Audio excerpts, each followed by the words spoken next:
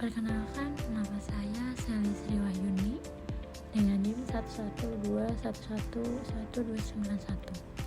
Pada video kali ini saya akan memberikan edukatif tentang akuntansi pertanggungjawaban, di mana ini untuk memenuhi UAS mata kuliah akuntansi manajemen yang diampu oleh Ibu Dosen Widya Stuti Eskom MAK. Langsung saja kita simak video edukatifnya sebagai berikut. Di sini ada pendahuluan, yaitu akuntansi pertanggungjawaban atau responsibility accounting adalah sistem akuntansi yang dirancang untuk mengukur dan melaporkan hasil aktivitas keuangan berdasarkan pusat-pusat tanggung jawab dalam suatu organisasi. Tujuannya adalah untuk memastikan bahwa setiap individu atau unit organisasi bertanggung jawab atas bagian kegiatan yang berada dalam kendalinya. Kemudian ada elemen sistem akuntansi pertanggungjawaban, yang dimana ada analisis variance. Variance adalah selisih antara hasil aktual dengan anggaran. Analisis variance dilakukan untuk mengevaluasi penyebab perbedaan dan menentukan tindakan perbaikan. Kemudian ada pelaporan kinerja. Laporan kinerja yang berisi perbandingan antara hasil aktual dengan anggaran atau standar. Laporan disusun berdasarkan struktur organisasi. Kemudian ada prinsip dasar. Yang pertama ada kendali kontrol, atau setiap individu atau unit hanya bertanggung jawab atas elemen yang dapat mereka kendalikan. Kemudian ada delegasi tanggung jawab, yaitu tugas dan tanggung jawab didelegasikan kepada manajer atau kepala unit tertentu.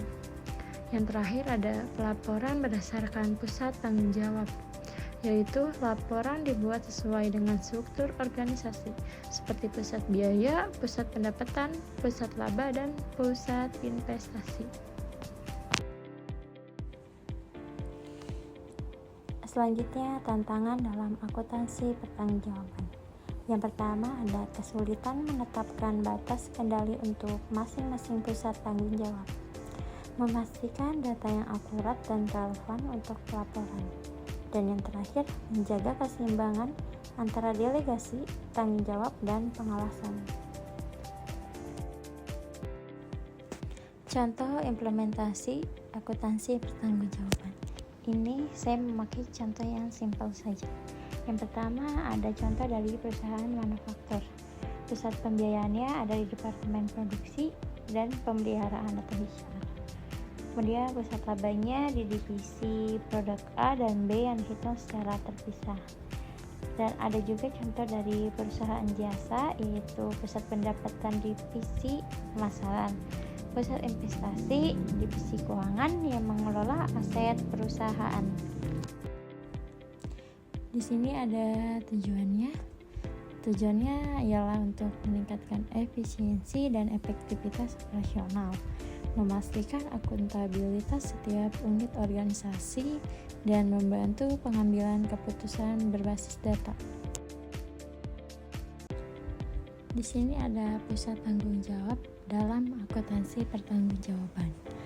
Yang pertama ada pusat biaya atau cost center, fokus pada pengendalian biaya, contohnya Departemen Produksi atau Pemeliharaan, dan kinerjanya diukur berdasarkan efisiensi biaya. Kemudian ada pusat pendapatan, revenue center, fokusnya pada pengendalian pendapatan, contohnya Departemen Penjualan, dan kinerjanya diukur berdasarkan pencapaian target pendapatan. Kemudian pusat laba atau profit center, fokus pada pengendalian laba, pendapatan dikurangi biaya. Contohnya divisi produk tertentu yang bertanggung jawab atas seluruh aktivitas penjualan dan biaya operasional. Dan yang terakhir ada pusat investasi atau investment center, fokusnya pada pengendalian laba dan pengelolaan aset. Kinerjanya diukur dengan return on investment atau ROI, atau ukuran lain seperti economic value added atau EVA. Di sini juga ada manfaat daripada akuntansi pertanggungjawaban. Yang pertama, mendorong koordinasi antar unit organisasi, memberikan dasar yang objektif untuk evaluasi kinerja, dan mengidentifikasi area yang memerlukan perbaikan. Dan yang terakhir, ada kesimpulan dari akuntansi pertanggungjawaban. Akuntansi pertanggungjawaban adalah alat penting untuk mengelola organisasi yang kompleks. Dengan menetapkan pusat-pusat tanggung jawab, perusahaan dapat mengukur, memantau, dan meningkatkan kinerja secara keseluruhan. Keberhasilan implementasi tergantung pada sistem pelaporan yang baik, anggaran yang realistis, dan analisis varians yang tepat. Terima kasih.